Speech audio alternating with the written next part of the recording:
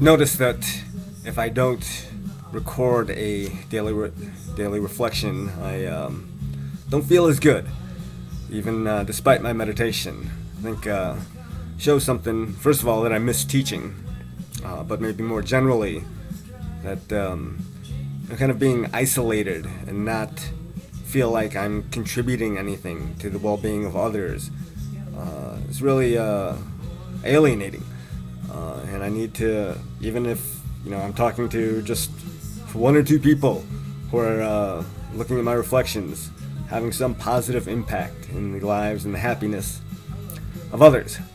So I planned out my topic of discussion a few days ago, but just after I wrote some notes, I wasn't inspired to talk about it for whatever reason, but decided to try to force myself again to feel like I'm actually doing something social.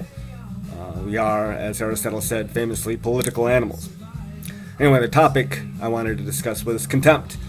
And maybe I'll start by talking about, there's this great quote at the end of the first essay in Nietzsche's Genealogy of Morals. Nietzsche quotes Tertullian, an early church father, who basically says that one of the chief pleasures of those in heaven will be that they get to look down at the suffering of those in hell. And Nietzsche calls this person out, Tertullian, for showing his true motivations as a Christian. That, since he's a weak, servile human being in this life, he's looking forward to another life where he can contemptuously look down upon the suffering of others. And I think this is one of the reasons that Nietzsche was appealing to me for quite a long time, that he recognized this very ugly, servile motivation of a lot, not all, but a lot of Christians, a lot of people, generally speaking. This is also tied to another topic I thought of discussing, which is a kind of false humility, often also characteristic of a certain type of Christian, that he or she will pretend to be humble and serve others. Meanwhile, in the back of their minds, they're thinking that they're superior. And that's what contempt is really about. It's sort of, a sometimes hidden, sometimes overt recognition of one's own superiority over another, as opposed to a kind of genuine humility. And it's so easy for us to dismiss those who we think of as beneath us. I think this is concretely tied to something like our criminal justice system, where we're able to just kind of isolate those that we feel like are lesser beings and not really care about them.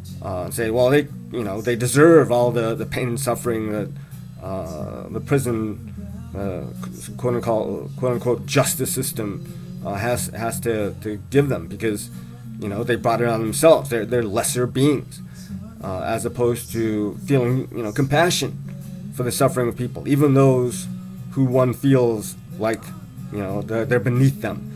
But really, the truth of the matter is, this is a very ugly attitude, no matter where it's coming from. That Nietzsche recognized this, like I said, but Nietzsche himself suffered from a contempt of those, for different criteria, and ultimately maybe he had more noble criteria than a lot of other people. But still, he thought of some people as superior to others and felt contempt for those beneath them. This is the same contempt that the rich have for the poor, and that the law-abiding citizens have for criminals. The fact that this shows itself very plainly in reactions to things like a kind of wounded pride. When someone feels proud of their position in society, their moral superiority, and when that pride is wounded, they'll often react quite resentfully and viciously, because how dare someone beneath them deign to wound their pride. Again, this is a very ugly attitude wherever it's coming from. The truth of the matter is, none of us is better, superior to another. You can use all sorts of criteria, some more legitimate than others, as I mentioned, But as long as you feel that superiority, you're never going to have that kind of compassionate, loving kindness that is required to make the world better and to make people happier. To think about others first, and not your own little ego that you want to puff up with all sorts of, ridiculous pride.